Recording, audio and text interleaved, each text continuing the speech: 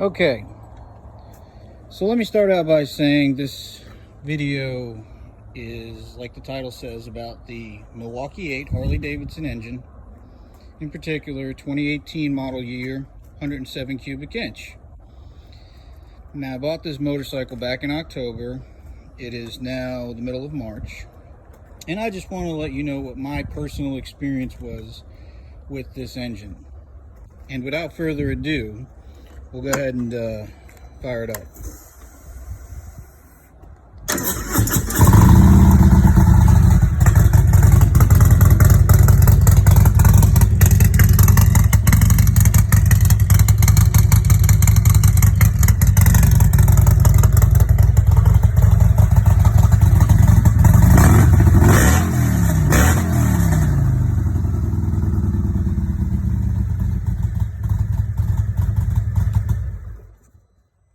Okay, so the reason I did that at the beginning of the video is because I hate when guys blab for an undetermined amount of time and then they make you wait till the very end to fire it up. I figure let's get that out of the way at the beginning.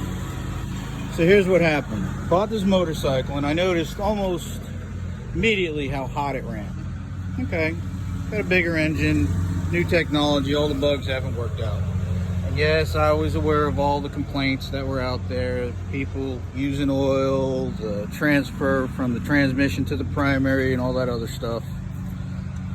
The other thing is I happen to be a professional mechanic. Whereas I am not a professional Harley-Davidson mechanic, I have torn a thing down a time or two. First off, I also noticed the engine, when it was warm, under a slight lugging situation, it detonated. That was always with premium fuel, high test 93, whatever you call it, wherever you're from. And I figured, all right, she might need a little bit more. These things are, I think, 10.2 to 1 compression out of the gate. So I started mixing a little bit of octane booster, and that remedied that for the most part. The next problem, I noticed how much oil it was using. In 2,000 miles, or slightly under, I used almost a quart of oil. Yes, it was also in the air breather. So, me having the inquisitive mind that I have, I started doing some research. You know, I really learned about the sumping and what some of the possible causes are. Some places say, you know, idle it upright for a few seconds before you shut it off. That should eliminate the issue. Some say, you know, it's due to crankcase pressure, some, and on and on and on and on. And you're going to find, you know, 100 different excuses for the same problem. And I don't think anybody really knows what's going on, but I know what I know based on personal experience.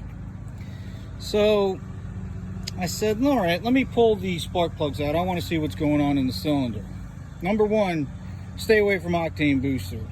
I was using the Lucas stuff, and everything inside the combustion chamber engine was orange. You can clearly see it with the bore scope. You could also see a pretty good buildup on top of the pistons, which I'm going to show you in a minute. So I says, all right, we got something going on here. Harley-Davidson has had several revisions on the oil pump.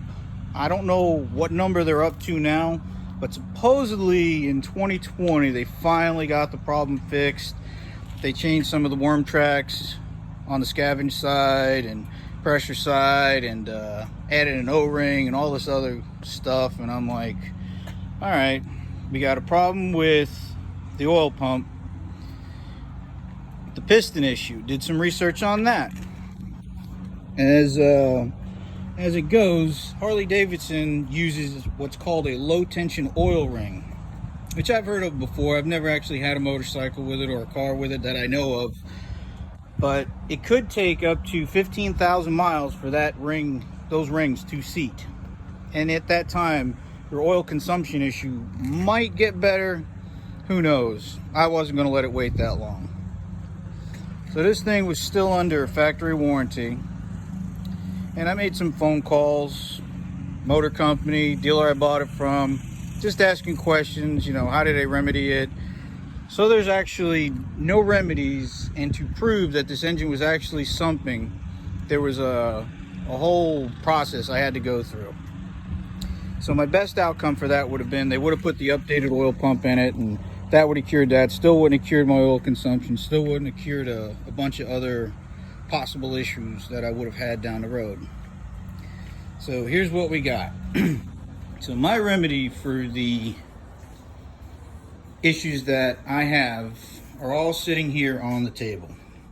Okay, now let me get into what I was going to tell you I showed you before. Now you see this on top of the piston? That's coked burnt oil. Okay, so when this engine is hot, that's actually glowing red and pre-igniting the fuel charge, which is where you're getting your detonation from if anybody else has experienced it, which I'm sure other people are. Okay, there are other issues like you know, the cylinder tolerances aren't the greatest is what I've heard, and all these other things.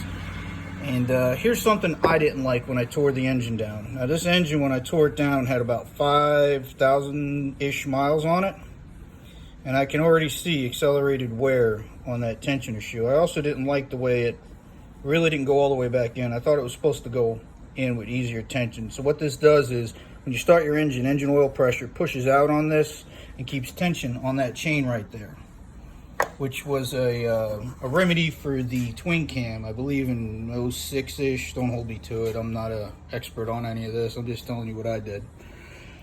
So, to cure my piston problem, my oil consumption problem, I decided to go with Wiseco 2784s. These are forged pistons. And I'm going to tell you, these are not drop-in pistons. If you do not know how to fit a piston and rings to a cylinder, this is not a standard do-it-yourself drop-in job. Now, there may be other companies that do it, but I personally have had good luck with Wiseco in the past. So I went through the whole formula, and again, this isn't a how-to video, this is just what I did. I figured out the formula based on the bore for a street and strip application. Comes out to be about 18 thousandths for the top ring and about 20 thousandths for the middle ring. The oil ring, as long as you got more than 10 thousandths, you're good to go, and which I did. And I ran a slight hone through each cylinder, which it had a lot of crosshatch. It's not that they had any abnormal wear or anything. I just wanted a fresh start with fresh rings. I made 10 equal passes in each cylinder, washed them in soap and water, dried them off, then I fit the rings. Okay, there we go. Then I dry fit the pistons to make sure I had the clearance that I needed, which I did. Okay, second part of my remedy, I converted it from the standard camshaft with the tensioner to a gear drive camshaft with S&S. Okay, all that does is it does away with the timing chain, the 2 gears, and they're a constant mesh gear set. Perfect timing, as long as the clearance, the run out on your crankshaft is within spec, which mine was by far. A couple other things I did, and this was probably the biggest thing, was the fueling, oil pump, and cam plate. Now this is a completely redesigned setup, higher pressure, lower engine temperatures, and on and on and on and on. Fueling's got a great name out there, and a lot of people are going to say, why'd you put a fueling oil pump setup in with a S&S camshaft? Simply put, personal preference. I've used S&S before, I had great luck with them before. I've used fueling before, I had great luck with them. I also like the way the 475 S&S cam sounded, and on paper looked like it was going to work pretty well with my setup. A couple other things I did while it was apart.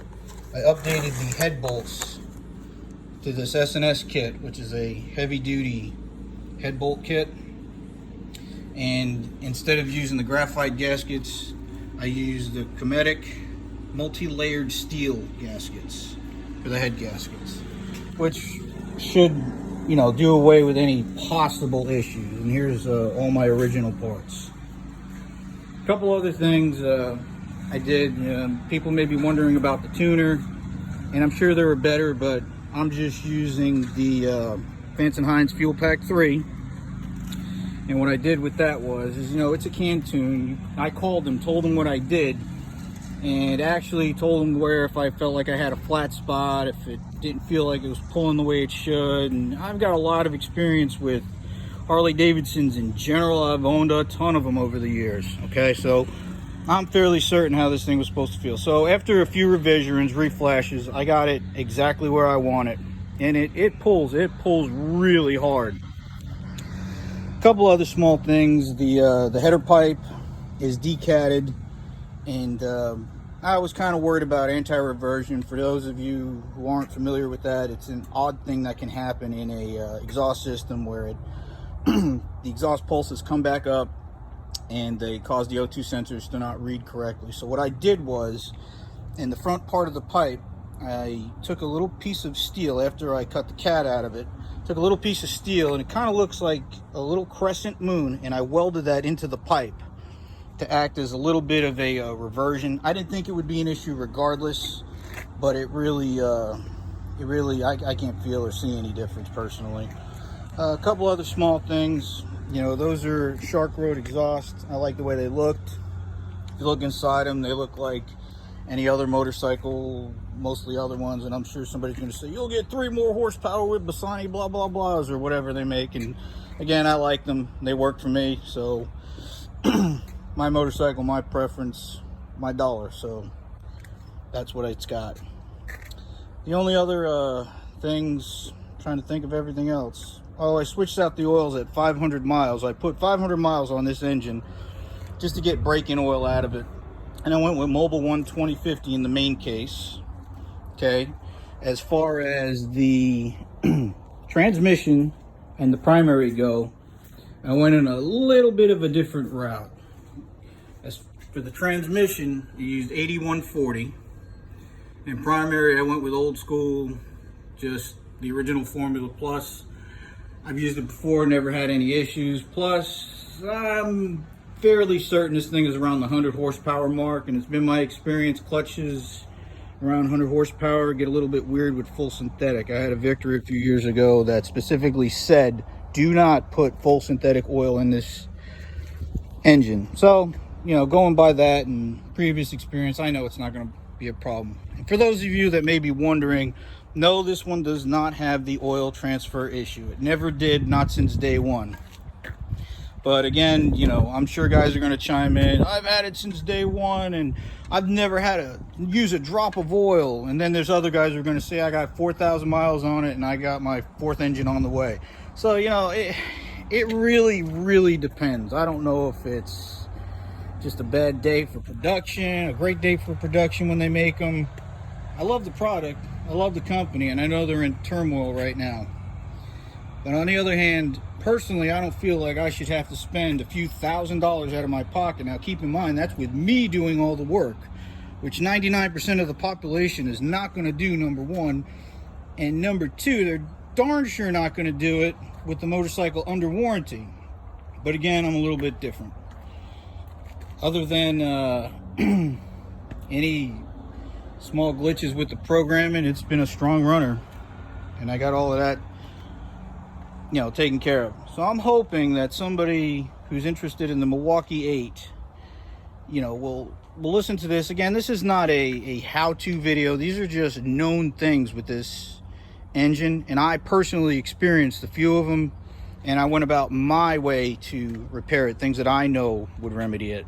And thus far, it's been 1,800 miles on this engine. It has not used a drop of oil. It also runs cooler, which originally, this is not a water-cooled, partial water-cooled engine. This is a straight oil-cooled, air-cooled engine. And it's probably the fueling oil pump. Who knows? But it definitely runs cooler. And it's a lot louder. And these things aren't really known for being loud. But this one is, and I'm really happy with the outcome. I'm not happy that I had to fix all of Harley's problems, things that they could have done out of the gate and prevented guys like me and guys like you who are considering buying one of these, you know, the aggravation of dealing with it. Sure, it's under warranty, but who wants to drop it off? Who wants to keep track of oil? Who wants to pay them to do an oil change so they have a perfect start? They know they're filled correctly. It's on and on and on and on. And It's really not fair. I mean, we're shelling out a pretty big chunk of money for these things. There should not be as many issues as there are. But, you know, I've had problems with several motorcycles. It's not Harley. I've owned Triumphs. I've owned Victory. That's actually the only one I never had any problem with. But I've had Yamahas. I've had a lot of bikes. I like bikes. You know, got that Sportster just to knock around on. Sometimes you don't feel like throwing around a 900-pound bike. You feel like throwing around a 500-pound bike. So be it. And, you know, again, I'm not a Harley mechanic, but I am a mechanic, a professional one. So you can listen to me, take it with a grain of salt. I am not gospel. I am just merely a person who had a specific experience with the motor company that I wanted to share with everyone.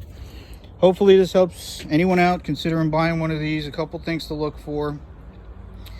And keep in mind, of the 3 things that I did, the camshaft, the oil pump, and the pistons, 2 of them were remedying Harley-Davidson problems. One of them was the camshaft higher performance, the going from 10.2 to 1, 11 to 1 compression with the Wiseco pistons. You know, that was just a byproduct of putting a piston in with not a low tension oil ring. So again, I hope this helps everyone. If I forgot anything or if you have any questions, just chime in below. I'll answer them the best I can, and have a great day. Thank you.